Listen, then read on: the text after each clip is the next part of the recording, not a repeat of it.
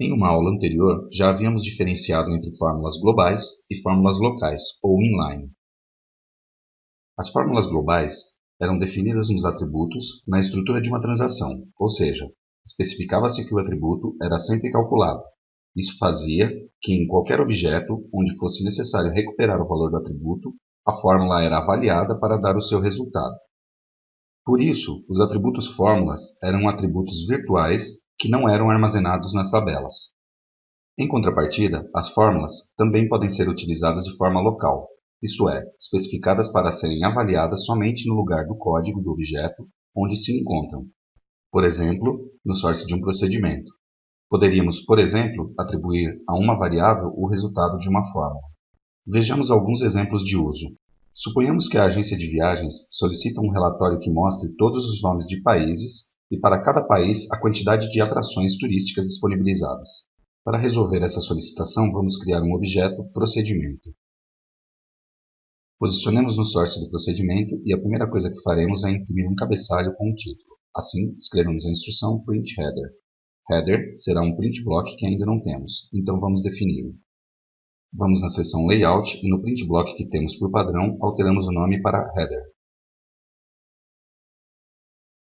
Podemos agora inserir um text block e dar-lhe o formato desejado, ou irmos até o relatório de atrações que tínhamos definido anteriormente e fazer um copy-paste do text block para manter seu formato, e mudar somente a propriedade text. Podemos ver que foi adicionado no print block 2 textos para as colunas do relatório e uma linha. Voltemos ao source para continuarmos implementando o relatório. Na continuação da instrução que imprime o cabeçalho, devemos escrever um comando foreach para acessar a tabela que armazena os países e mostrá-los. Dentro do foreach, escrevemos print country, com o objetivo de mostrar no print block o atributo country name. Temos que criar esse print block e dentro adicionamos o atributo country name, alinhando-o com a coluna do título country.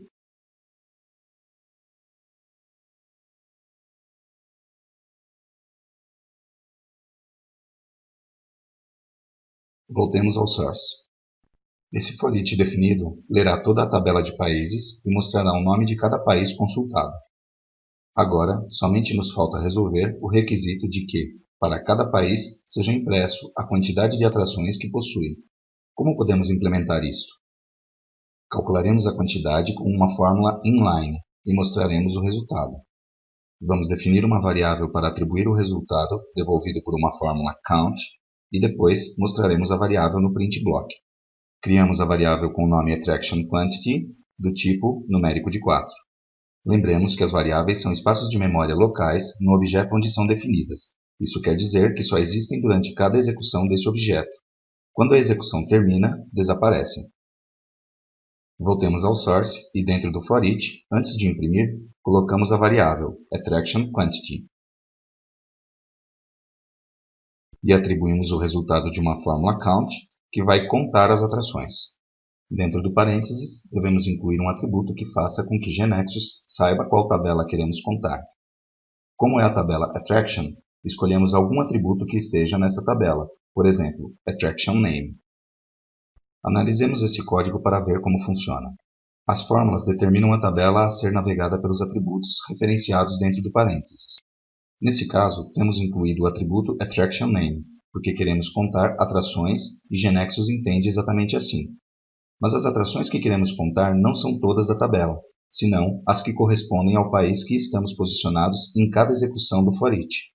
Se a fórmula não estivesse dentro de um foreach, nem em um contexto no qual se possa estar posicionada em uma tabela, seriam contadas todas as atrações.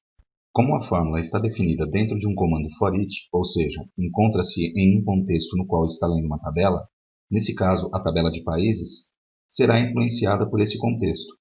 Assim, não serão contadas todas as atrações da tabela, apenas as relacionadas com o país que está sendo processado em cada iteração do foreach.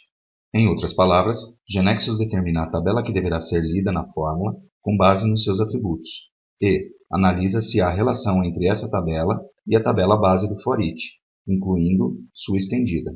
Podemos observar que, nesse caso, há um atributo em comum entre as duas tabelas, country ID. Assim que para cada país que o for each encontra, serão contadas suas atrações.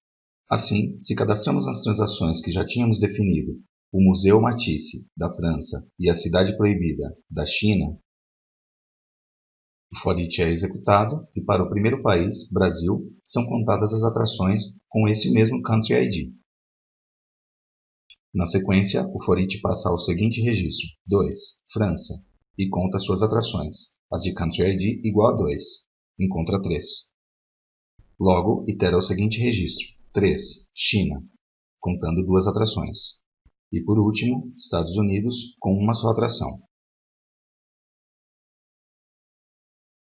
Em resumo, funciona como se tivéssemos definido essa condição de filtro explícita na fórmula, onde um Country ID é o da tabela navegada pela fórmula e o outro é o da tabela do for each. Não é necessário escrever a condição, GeneXus detecta automaticamente. Outra coisa detectada automaticamente é que GeneXus concordará em ler a tabela a ser navegada pela fórmula, ordenando-a por esse atributo de filtro. Do contrário, como vemos nesse exemplo, para cada país teria que ler toda a tabela de atrações para contar as que correspondem, a cada vez. Podemos ver todas essas inferências que GeneXus realiza através do relatório de navegação. Podemos ver que o for each lerá a tabela Country e para cada país realizará o count, pelo que deverá navegar a tabela Attraction por Country ID. Somente resta-nos adicionar a variável Attraction Quantity, calculada como primeira instrução no corpo do for each, no print block Country, para que imediatamente, depois de ter o resultado da contagem na variável, ela seja exibida ao lado do nome do país. Adicionamos. Agora, executamos o relatório. Antes, lembramos de configurar as propriedades para emiti-lo em ambiente web e formato PDF. Pressionando o ícone destacado na figura, podemos ver as propriedades que alteramos. Falta incluir a regra Output File. Se não lembramos, podemos buscar mediante a opção Insert do menu, ou via Toolbox, arrastando-a.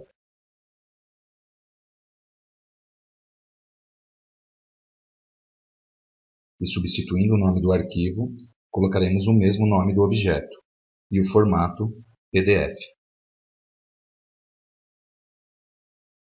Salvamos e executamos com F5. Dessa forma, temos resolvido o requisito que foi solicitado. Como temos estudado, para determinar a tabela a ser navegada pela fórmula, não se leva em conta os atributos referenciados no for each, senão somente os atributos incluídos na definição da fórmula. E de igual maneira, para determinar a tabela a ser navegada pelo for each, foi levado em conta todos os atributos do for each, menos os referenciados dentro da fórmula. Muito bem, suponhamos que agora seja solicitado que listemos todos os países que possuem mais de 2 atrações para visitar. Vamos salvar esse procedimento com outro nome. Dado que a condição que foi solicitada pede que mostremos os países que tenham mais de 2 atrações turísticas, adicionaremos uma cláusula where no for each.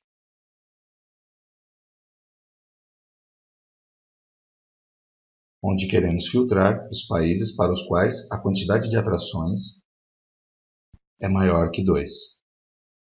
Para implementar essa condição, continuaremos imprimindo o mesmo, o nome do país e a quantidade de atrações, que serão necessariamente maiores que 2. Dado que esse procedimento foi criado a partir de outro, ele já tem configurado tudo o que é necessário para ser impresso como PDF. Assim, executamos e visualizamos o resultado. Só aparece França com 3 atrações, como esperávamos. Vimos anteriormente o conceito e um exemplo de aplicação da cláusula unique dentro de um for each. Tínhamos definido uma lista mostrando as categorias que têm atrações turísticas registradas, mas sem que se repitam os nomes dessas categorias. Agora vamos adicionar mais um requisito. Ao lado do nome de cada categoria, queremos ver sua quantidade de atrações. Se nos lembrarmos do que definimos, tínhamos o seguinte source, onde havíamos declarado a cláusula unique para controlar que não fossem listados nomes de categoria repetidos.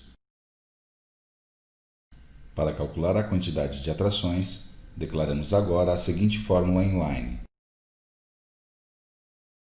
sem nos esquecer de definir a variável quantity. Lembremos que as variáveis são locais e devem ser definidas em cada objeto onde sejam utilizadas. Observemos que a tabela base do foreach é attraction, assim como a tabela base da fórmula inline. Portanto, a fórmula count adicionará a partir do contexto uma condição implícita em sua avaliação. Contará todas as atrações para o atributo declarado na cláusula unique. Inserimos a variável no print block e pressionamos F5. Na navegação, é exibido que a fórmula contará todas as instâncias de atrações para o atributo category ID declarado, given, na cláusula unique. Executamos a lista e vemos cada nome de categoria, sem repetições, e para cada uma delas, a sua quantidade correspondente de atrações registradas. Subimos as alterações para o GeneXus Server. Com isso, completamos 2 exemplos de uso de fórmula inline, para obter cálculos facilmente. Nesse exemplo, estudamos unicamente a fórmula count, mas poderíamos ter utilizado como fórmulas inline todas as que estudamos antes, como sum, average, max, entre outras. Algo importante a ter em conta é que, como as fórmulas inline são calculadas unicamente no objeto no qual estão escritas, podem incluir, dentro do seu cálculo, variáveis que são definidas nesse objeto. Por exemplo, há diferença do que ocorre com as fórmulas globais, nas quais não se está permitido o uso de variáveis para o cálculo, porque são permitidos apenas atributos, que podem ser utilizados em qualquer objeto. As fórmulas inline aceitam variáveis, lembrando que possuem alcance apenas local. Resumindo o que foi estudado, uma fórmula inline é uma fórmula que declaramos como instrução pontual dentro de um determinado código, como no source de um procedimento, em um evento de um web panel, no source de um data provider, etc. A fórmula somente é conhecida no objeto que foi definida. Por essa razão, também são chamadas de fórmula local. São calculadas no momento em que se executa o objeto e o seu valor logo desaparece.